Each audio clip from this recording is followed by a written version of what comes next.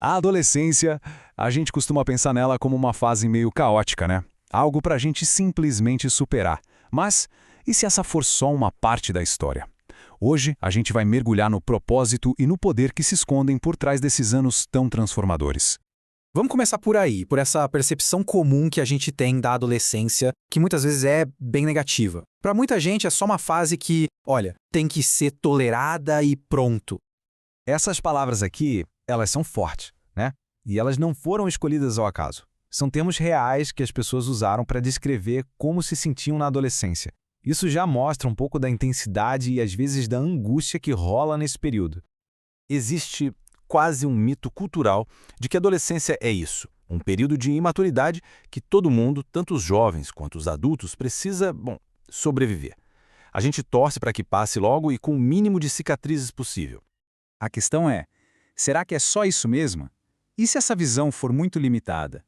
E se ao focar só nos desafios, a gente estiver perdendo de vista uma realidade muito mais poderosa e positiva do que realmente acontece nessa época da vida? A verdade é que as mudanças no cérebro do adolescente não são um defeito de fabricação. Pelo contrário, elas são a origem de 4 qualidades bem distintas e com um propósito: a verdadeira essência da mente adolescente. O primeiro superpoder era essa busca por novidade, sabe, aquele impulso por recompensa, movido por um aumento de dopamina no cérebro que faz com que as novas experiências pareçam incríveis e a vida muito mais vibrante. É o que nos empurra para fora do ninho, para explorar o mundo. Depois vem o engajamento social. Existe um impulso biológico para se conectar com as pessoas da mesma idade. Essa vontade de estar junto com os amigos é fundamental para a gente construir as habilidades de colaboração que vamos precisar para o resto da vida. E a tal da intensidade emocional, que muitas vezes é vista como um problema. Na verdade, ela é a fonte da paixão, da criatividade, de um sentimento poderoso de estar vivo. É pura energia. É o que move o mundo. E por último, mas não menos importante, a exploração criativa. É nessa fase que o cérebro desenvolve a capacidade de pensar fora da caixa, sabe? De questionar o jeito como as coisas são. Isso leva à inovação, a novas ideias e ao entendimento muito mais profundo de quem somos. Mas claro, aqui está o equilíbrio da coisa. Cada um desses superpoderes tem seu lado de risco, a impulsividade, a pressão do grupo, mas eles são absolutamente essenciais.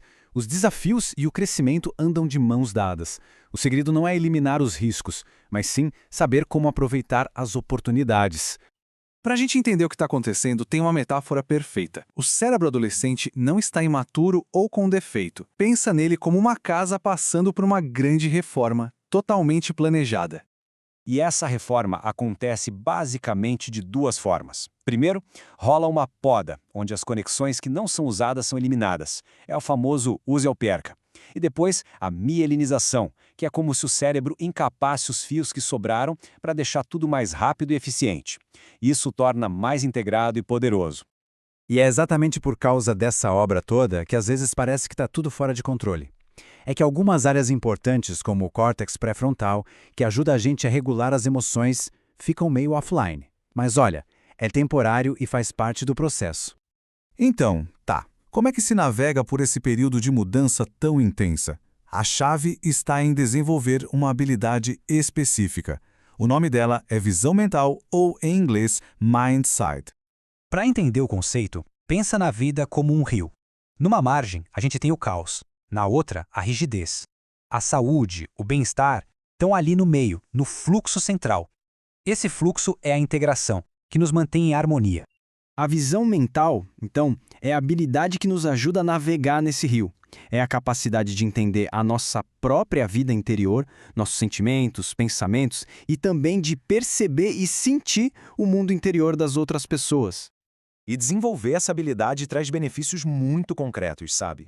Ajuda a gente a se conhecer melhor, a se conectar de verdade com os outros e a encontrar equilíbrio, mesmo no meio das tempestades da vida.